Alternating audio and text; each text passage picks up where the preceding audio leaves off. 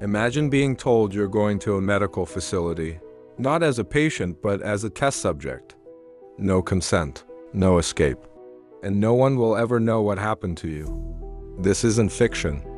This actually happened. Today, we're talking about one of the darkest and most disturbing chapters in human history. Unit 731. So let's go back to the early 1930s. At the time, Japan was expanding aggressively into China. They had already occupied Manchuria and set up a puppet state there. Now, war isn't just about guns and soldiers. Some leaders believed the future of warfare would involve something much more terrifying: biological weapons. And this is where one man comes in, Shiro Ishii. He was a military doctor, but also someone deeply obsessed with biological warfare. He convinced the Japanese military that diseases could be weaponized, used to wipe out entire populations. And surprisingly, they agreed.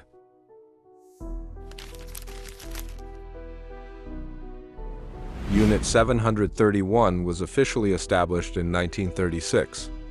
It was located in a place called Pingfang, near Harbin in occupied China. From the outside, it looked like a normal research facility. Clean buildings, organized labs, nothing suspicious. But inside, it was something else entirely. Unit 731 wasn't just studying diseases. They were conducting experiments on living humans. The victims were mostly Chinese civilians, but also included Koreans, Russians, and even some prisoners of war. And here's the chilling part. They didn't call them people. They called them logs. The term they used was maruda, which literally means logs or pieces of wood. There were a few reasons for this. First, it stripped away their humanity. If you stop seeing someone as a person and start seeing them as an object, it becomes much easier to do terrible things to them. Second, it helped hide the truth.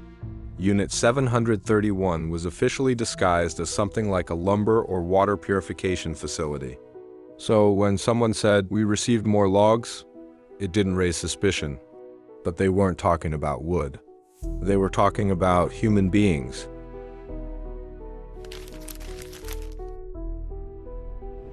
These weren't experiments for healing or understanding. They were about pushing the limits of human suffering. People were deliberately infected with deadly diseases like plague, cholera, and anthrax. Doctors would then observe how the illness progressed without giving any treatment. In some cases, they performed vivisections.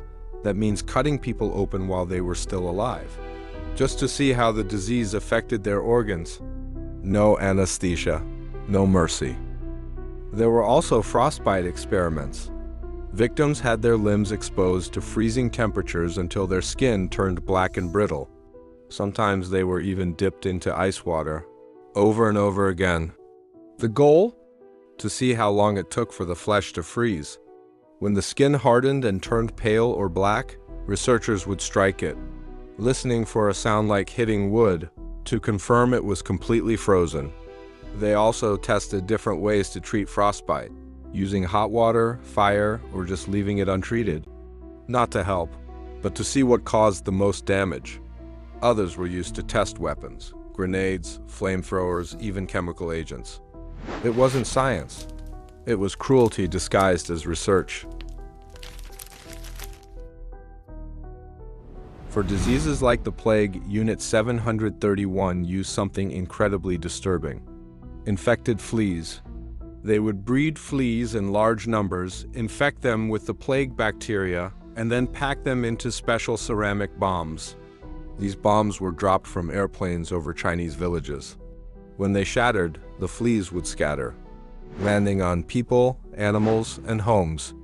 And just like that, outbreaks would begin, fast, chaotic, and completely invisible at first. For cholera and anthrax, they used a different method. They would contaminate water sources like wells, rivers, and food supplies. Imagine drinking water from your village well, not knowing it had been deliberately poisoned. Within days, people would start getting sick. Severe dehydration, organ failure, and in many cases, death. But it didn't stop there. Some prisoners inside the facility were directly injected with these diseases. Others were forced to consume contaminated food or water. The goal wasn't just to infect, it was to observe exactly how the body would break down. Before that, it's important to understand something. Unit 731 didn't just study one or two diseases. They experimented with a wide range of deadly infections, including paratyphoid, dysentery, botulism, typhus, glanders, smallpox, and even tuberculosis. And diseases like syphilis and gonorrhea, they were spread through forced contact, just to study the transmission. All of these were deliberately studied and used on human victims as part of their experiments.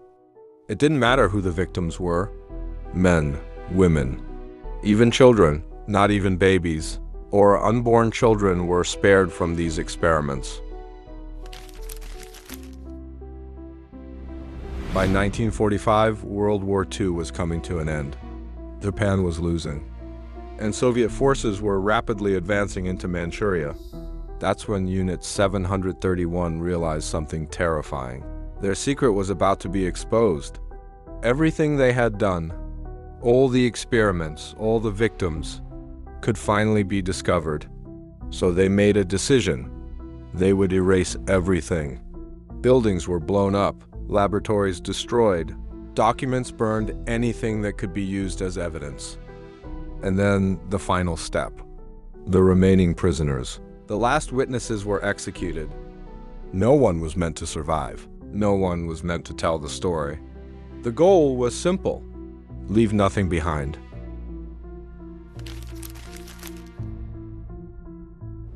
Now here's where things get even more complicated. After the war, you'd expect those responsible to face justice, right? But that's not exactly what happened. The United States stepped in and made a deal in exchange for the data from Unit 731's experiments. Many of the scientists were granted immunity. People who carried out some of the most horrific human experiments in history walked free. Some even went on to have successful careers after the war. Meanwhile, the victims were largely forgotten for decades. For a long time, Unit 731 wasn't widely talked about. It was buried under politics, secrecy, and silence. But over the years, more information has come out. Survivors have shared their stories. Historians have uncovered documents. And now we know. We know what happened in those buildings. We know what people were capable of. Under the name of science and war, it's hard to know the exact number of victims. Inside the facility itself, thousands of people died. But when you include the biological attacks, the number could be in the hundreds of thousands.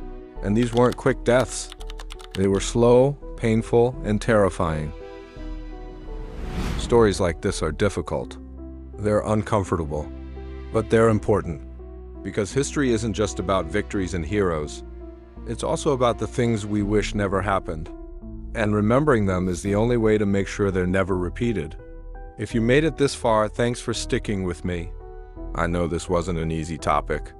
If you found this video informative, you can support the channel by liking and subscribing. And if there are other historical topics you want me to cover, just let me know in the comments. Stay safe. And I'll see you in the next video.